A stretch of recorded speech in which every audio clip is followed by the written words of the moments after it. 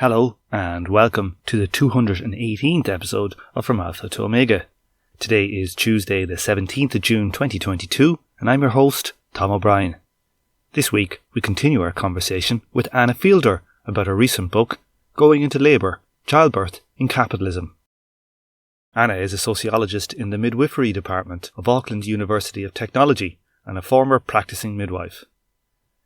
If you'd like to help support the show, please head on over to the Patreon and fire me a few commie dollar.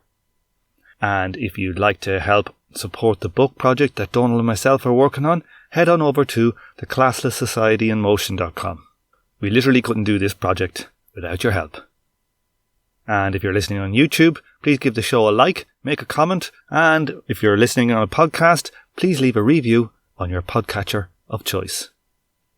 Okay, back to the discussion. I think at the talk at Historical Materialism, you were given some statistics on like how overworked or the midwives self-report themselves, how they feel like they're not able to give the care they want to give to the birthing mothers, or and it seems like this increase in productivity requirements through the system just playing out. It seems to be pretty endemic from what I think you were saying at the talk. Yeah, I mean, it's a global problem. We've got parts of the world where midwifery is not even legal. In Aotearoa, we have a 40% workforce shortage of midwives. We need 40% more midwives than we've got. There is a shortage of midwives in the NHS. We've got a shortage of midwives in many, many, many parts of the world. We've got a shortage of obstetricians as well.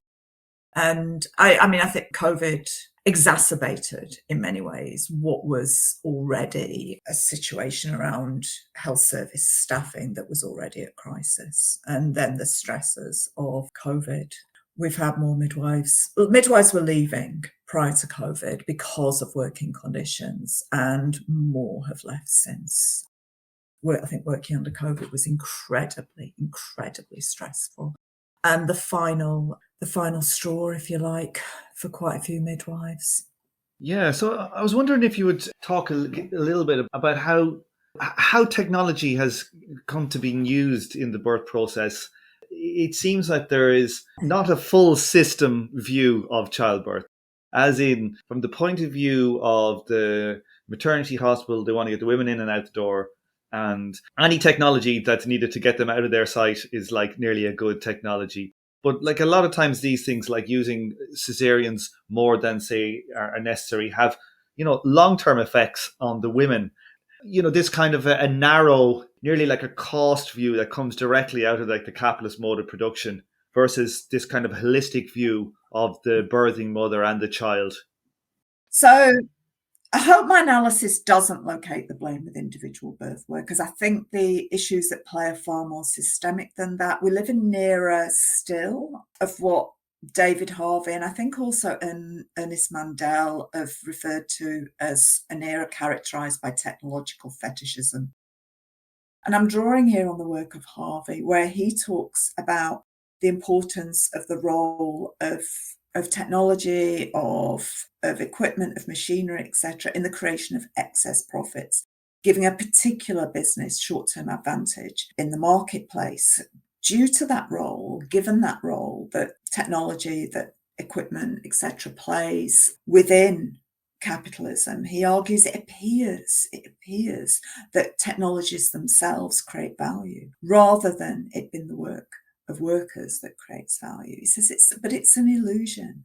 It's workers that create value within capitalism. And I would, sort of taking this into the field of birth, I'd say we've got to remember the role of workers in making birth safe for people, using particular tools and technologies as and when needed. But it's the birth workers themselves working one-to-one capacity, supporting childbearing people, using birth tools as and when needed that supports people to give birth. It's not the technologies themselves. They don't harbour inherently magical qualities.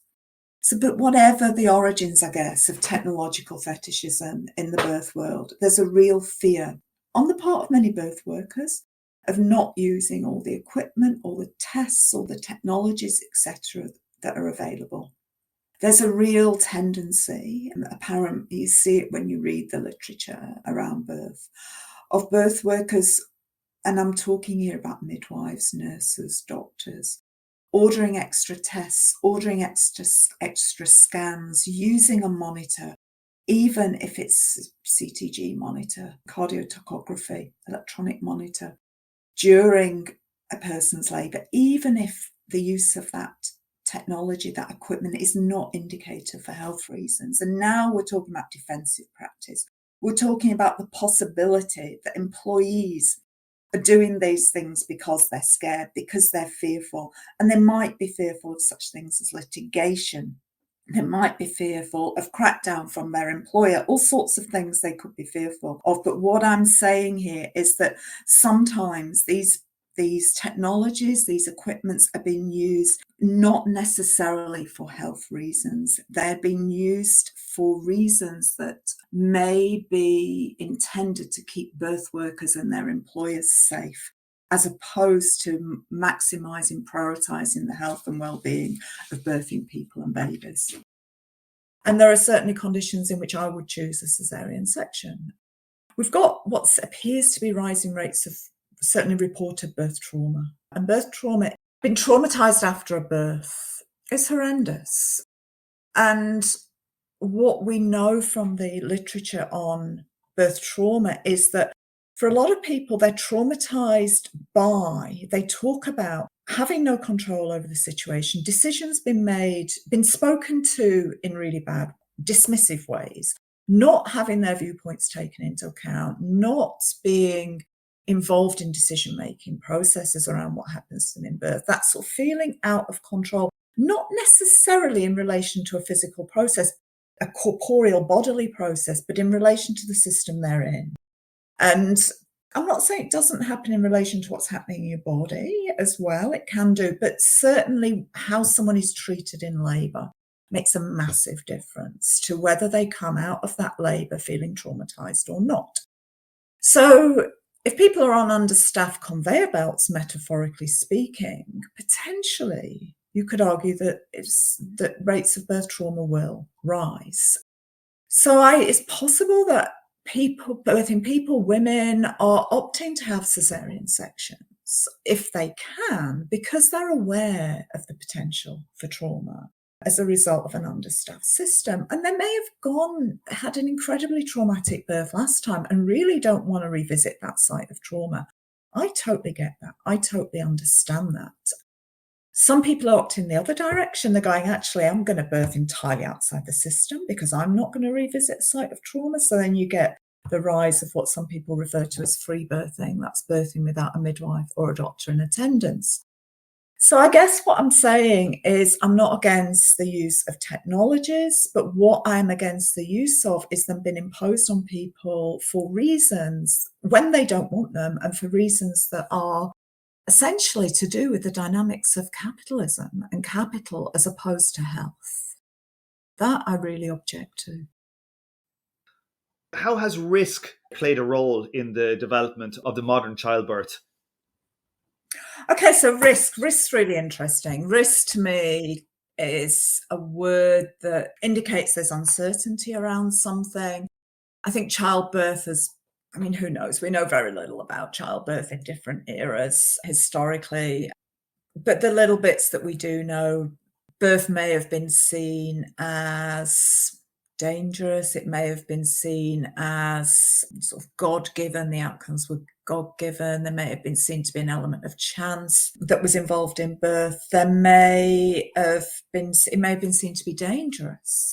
But risk, the terminology of risk, it implies the probability of something happening that may never happen. And it also implies, once you've got risk management, the putting into place of practices that mitigate against the possibility of loss if the certain outcomes did eventuate. If disaster did strike, for instance, it's the terminology of insurance in many ways, because often the loss that's being protected against is financial loss, or people are paid in money to protect them against the loss that has happened. You see that in relation to your house insurance or whatever. If there's a flood, then you need the money to be able to put back in place the things that were damaged. So risk I associate with the financial sides of capitalism, really. It's the language of investment markets, etc., etc.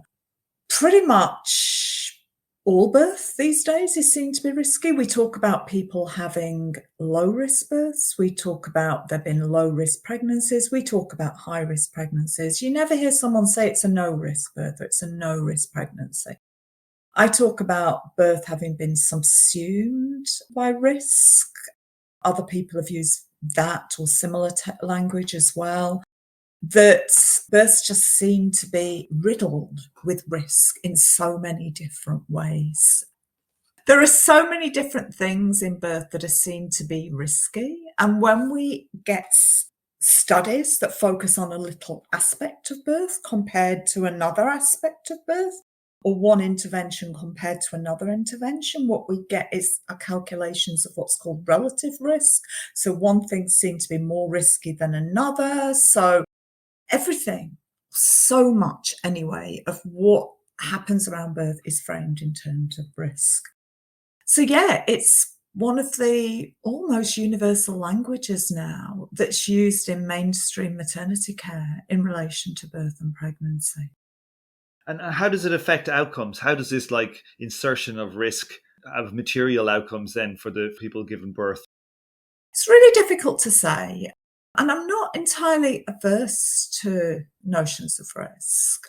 Like I'm not averse to technology or a lot of the other things that I talk about in the book. It's the way that they are used in capitalism. It's the dynamics that underpin them, the relations that give rise to them operating in the ways that they do that concerns me. Like with technology, Marx was incredibly aware of the productive potential, of the productive capacities of capitalism were phenomenal. But he also saw it as being intensely destructive. And I think I hold those sort of contradictory dynamics as quite important in relation to birth as well. So risk is not the same, and managing risk is not the same as creating health and well-being. And I think that's really important to remember. When we are focusing on mitigating or reducing risk, we are not necessarily talking about creating more health. And there is a danger. Risk is a word that's got negative connotations. It can generate fear, and it's also unevenly distributed in the sense that certain populations are seen to be more risky, if you like, or have more risk factors operating in their births than others do. In some ways, like poverty, etc., talking about risk becomes an individualization of the dynamics of inequity that operate within capitalism. So somebody who's working class, for example, might have all sorts of things going on in their pregnancy that results in them being seen as having a high-risk pregnancy. It's an individualization of all the social determinants and all the dynamics of capital that are going on and feeding into that pregnancy. So in terms of harm, I think there's now work being done on the risks of risk itself, if you like, or the dangers of risk itself. Actually, the whole rhetoric, the whole language, discourse, probably is a better term to use than rhetoric of risk, actually makes people feel more anxious. And anxiety is itself seen to be a risk factor in a variety of adverse birth outcomes. So there's a danger that risk, even the risk narratives themselves generate risk. So yeah, I think increasingly people are aware of the need to talk about health and well-being and ways of really creating healthy pregnancies, supporting, not just creating healthy pregnancies, but let's talk about building health in people's lives, and health not just in a physical sense, well-being. I mean, for me, that's what politics is. Let's create the conditions in which people flourish. Let's create the conditions in which we can live our lives in ways that enable us to flourish and everybody to flourish. That's very different from mitigating risk. So I have a question for you about alienation. Marx talks about the alienation of the labourer and all that kind of stuff. Here's maybe a pun for you, but how about are women alienated from the process of labour itself? Like, from my own personal experience, well, my partner was very much into reading up about, we did home birth, and so she was very on it. Having a good birth experience was very important for her. But many of my women friends, women my age, that were when they were giving birth a few years ago, they seem to be alienated from it as an experience, that they just kind of thought of it. This is my impression of it, was that they thought of it as like, oh, I'll just hand myself over to the doctors and let them sort it. Is that a very prevalent attitude? I was quite shocked by how alienated many of my friends were seen from their own bodies in this process. I was wondering how prevalent that kind of attitude is. Is it dominant even? Yeah, I mean, it's interesting. Certainly feminists have written about this. And I'm still grappling with Marx's work on alienation in relation to childbirth. For Marx, alienation was an objective fact. It wasn't just a feeling. Alienated from the products of your labour. You're alienated from, you don't own the things you produce, etc., etc. I think it is slightly different in birth. I've been asked this question a number of times, and I guess what I want to do, rather than trying to characterise the nature of people's relationship with their own labours, as in birth processes, is bring it back to the birth workers. Now, partly because I've not done the work to really pick this apart myself, and I think it needs doing really, really carefully, so we don't just end up with an understanding of alienation that is not Marxist, that is a sort of sense of feeling disconnected from things or whatever. I'm more interested in thinking through really carefully the implications of Marx's work on alienation in relation to birth. There's a term that's used in relation to health workers. I think it's moral injury, that people feel moral injury, that they leave the job, they feel very disconnected from their work because what they're expected to do morally jars with them in relation to what they feel they should be doing. Now, I think you could probably say that's alienation in a pretty classically Marxist sense of the term of alienation, because Marx understood that it's not just been separated from the products that you produce, been separated from the labour process, not having control over the labour process. And I think birth workers really have that at the moment, that they are wanting to do, they've gone into the job to do the work to support people to birth, and they feel they just cannot do that in the system, and they are leaving and they are walking. And I'm not sure I'd use the word moral injury. I'd rather, and I'd like to reclaim the language of alienation in that context. In terms of alienation for birthing people, I think I will come to that work and think that through really carefully once I've done the work around alienation and birth workers, because I think that is where Marx started in relation to his understanding of alienation. It was productive workers in the sense that he used the term productive workers, producing surplus value. And let me just say, even if people are employed in the National Health Service or those, and they may not be productive workers in the sense that they are producing surplus value for capital, they are very much influenced by those dynamics. So I think that even people who work in the public health sector and so are not working for capital, although some people who work in private hospitals, hospitals that are commercial enterprises, will be producing surplus value in the classically Marxist sense of the term. But even your public health sector workers, they're very influenced by the need to do more work in less time, increasingly, as during the eras of austerity, neoliberalism, etc. So yeah, alienation, I'd love to talk to you about that in a couple of years' time, where I've really thought through those dynamics. Very good. We'll have to have you back. There's a movement, you've talked about different people. Some people have left birthing, like in hospitals altogether. There's this kind of concept of natural childbirth. In true capitalist sense, it's kind of being commodified. With all the kind of bad elements that the industrial type processes of birthing has pushed into the system. It is then kind of created, for those people, probably usually people who have had, I would say most of the time, had their first child have a terrible experience, then they seek a natural childbirth. That this kind of idea of the natural childbirth, capitalism has done its job of kind of commodifying this idea of a nice birth. A natural birth. Right, yes. Okay, so I tend not to use the term natural to describe birth. I think that so much of what women do has been described as natural, reduced, if you like, to nature. So I'm not keen on perpetuating that. I prefer to talk about physiology, about physiological processes rather than natural processes when it comes to birth.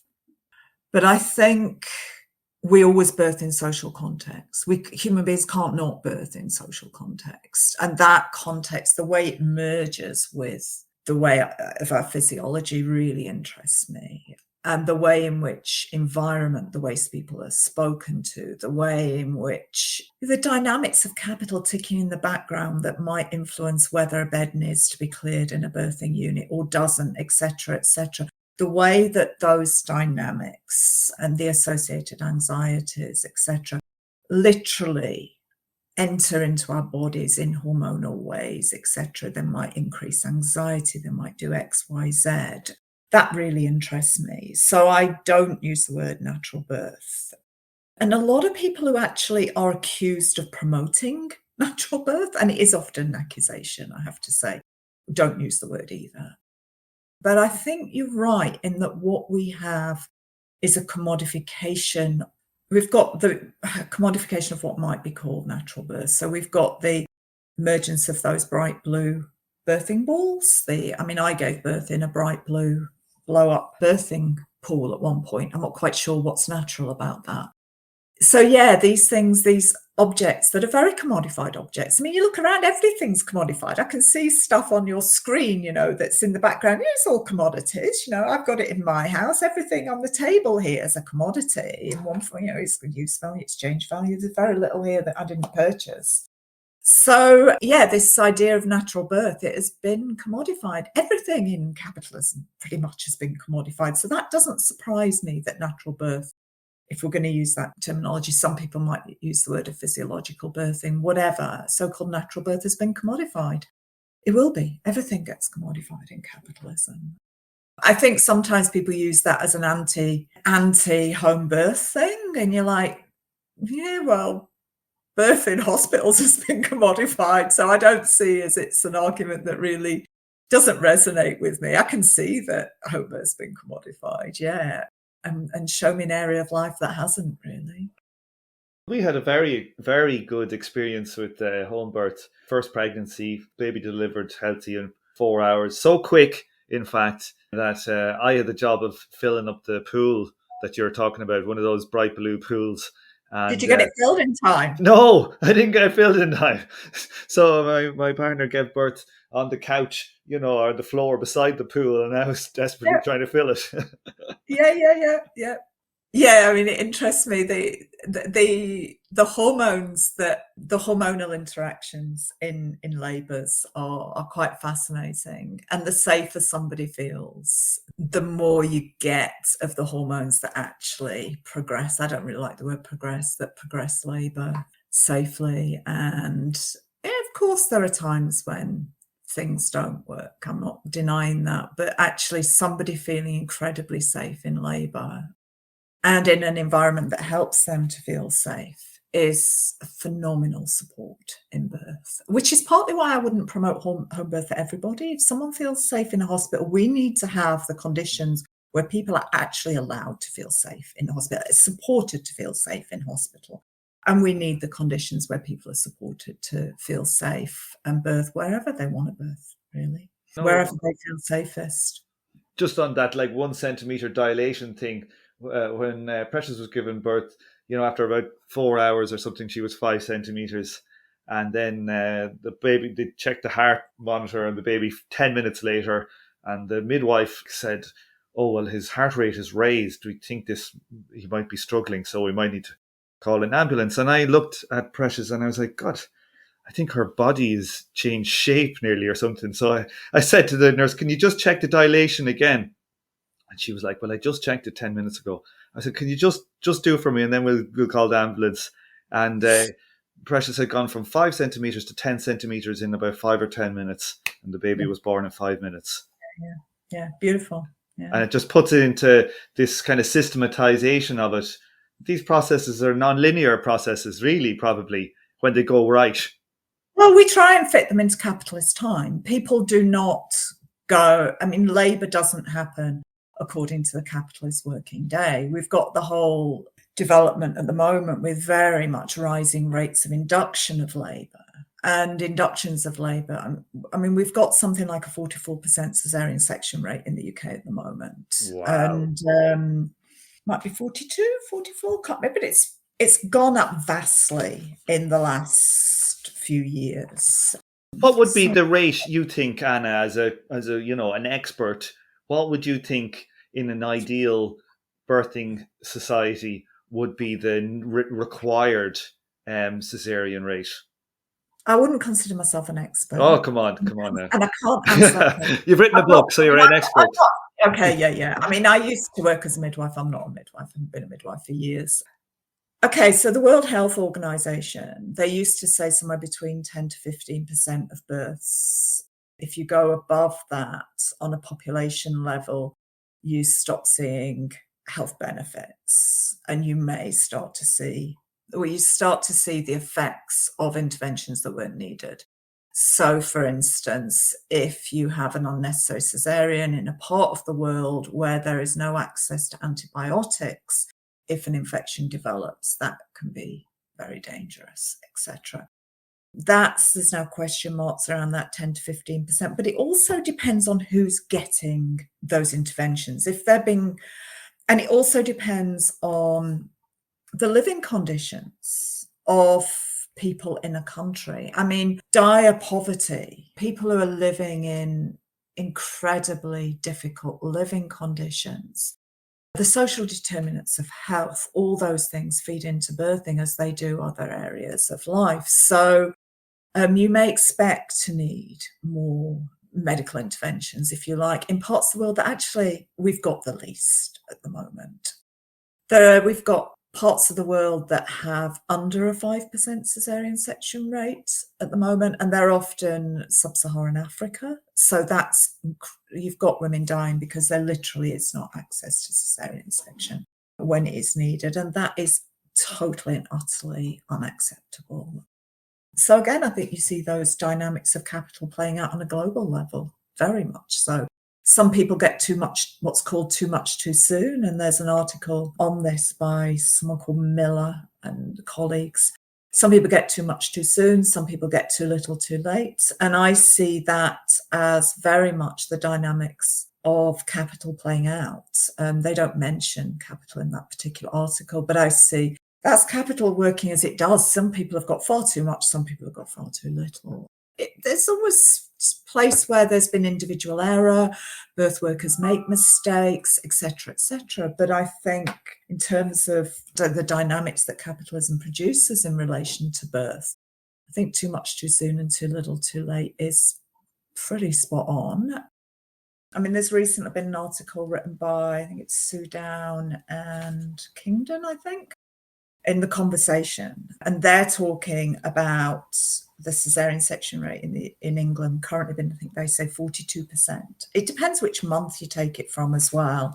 And it was 29%, I think, about 5 years ago. So a vast increase. But they're saying the maternal death rate's rising, neonatal deaths are rising. And we've got increased reportings of traumatic birth. And we've had a slight decrease in stillbirth rates over recent years. What's causing it? I think, it reminds me a bit of Althusser in many determinations, but in the last instance sort of thing, in the sense that people often say, oh, there's many factors. It's multifactorial. Yes, it is. But in what system have we ever had a 42% caesarean section rate apart from capitalism? We never have. At the same time as maternal death rates are rising and neonatal death rates are rising. So I think there's a lot of things going on. I'm actually really interested in the use of AI in birth, and I do not know enough about it to talk about it. But what that is doing is there are question marks around that. What I think you've got is some people, like I said, actively choosing to have cesarean sections because they cannot revisit a site of trauma. You can't totally avoid trauma if you have a cesarean section, but what you can avoid is being traumatized while you're in the throes of labor. And I think that is important. I understand why people would choose that option. At the same time as you've got rising free birth rates, people opting to birth entirely outside of the system without a health professional in attendance. So you've got all sorts of other things happening. I think you've got the influence of litigation, insurance. It varies in different countries. Health insurance in countries where birth care is paid for by health insurance. Do health insurance policies include midwifery care, or do they just include obstetric care, etc.? All sorts of things are going on there. You've got understaffing. There's some work to be done, I think, on rates of various interventions and staffing levels on labour wards. So, yeah, lots of different dynamics that feed into it. Some people say, well, the birthing population is getting older, and that's a factor. The average age at which people have babies is rising, and when people give birth after a certain age, they seem to be at raised risk of all sorts of complications, etc. We're back into the risk analysis thing again. And there's all sorts of things going on. You've got the emergence of all sorts of pathologies, if you like, that have accompanied austerity politics, years of austerity and neoliberalism. So there's lots of different dynamics feeding into that. But what interests me are in a way those dynamics and the way that we focus on the technologies. But what we don't often talk about is the dynamics of capital, the relations of capital that fuel the use of those technologies. And yes, they're also used to protect lives and to ensure that people are safe. I don't doubt that for a second, but they're also used for other reasons. And that's what my analysis, that's what I'm really interested in. I don't want to be anti-technology, and I think that's also a danger. And it's another example of technological fetish, where people say, we must use all the technology that we possibly can that will make birth safer. Or on the other hand, people say, no, we shouldn't use any technology at all that will make birth safer. So both in many ways are examples of technological fetishism. They're fetishizing the use of technology that it can inherently solve the problems of birth, or that it inherently can't contribute anything to birthing. I don't agree with either position. I think we need the right technology used in the right ways at the right times. Precisely what that means will vary. But I'm really interested in the relations, the social relations that underpin our use of technology in a lot of instances, and that lead us to obsess about it, if you like. No, I've not answered the question that you asked me because I've forgotten the question. In the ideal world, what do you think would be the cesarean rate? Oh, so I don't know. It would depend. I don't know. And like I say, it would depend on if you've got a very healthy, by healthy, I don't just mean physically healthy. A society that we're in a communist society. Exactly. Okay. I don't know in a communist society. The optimum cesarean section rate. Come on, these are the questions. That's a ridiculous question. It's the question I have for you. Answer that question. It's all I got. Last question for you. It's something that we kind of skirted around, we haven't explicitly dealt with, is just about the different types of outcomes that birthing people are having by, ethnicity, class and stuff. What is the variability today in the various countries in the world? How much, if you're a black mother or an Asian mother in the UK, what's the variability in your outcomes? Oh, yes. So this is massive. Birth outcomes vary according to class, and systemic racism runs right the way through perinatal healthcare. People living in the poorest, most deprived areas of the UK have a maternal mortality rate that is double that of living in the most affluent areas. That's a real indication of class operating in relation to birth outcomes. The maternal death rate tends to be higher generally for Black women than for white women. Last time I checked in England, it was about double, if not more so. It's also higher for Asian women than for white birthing people.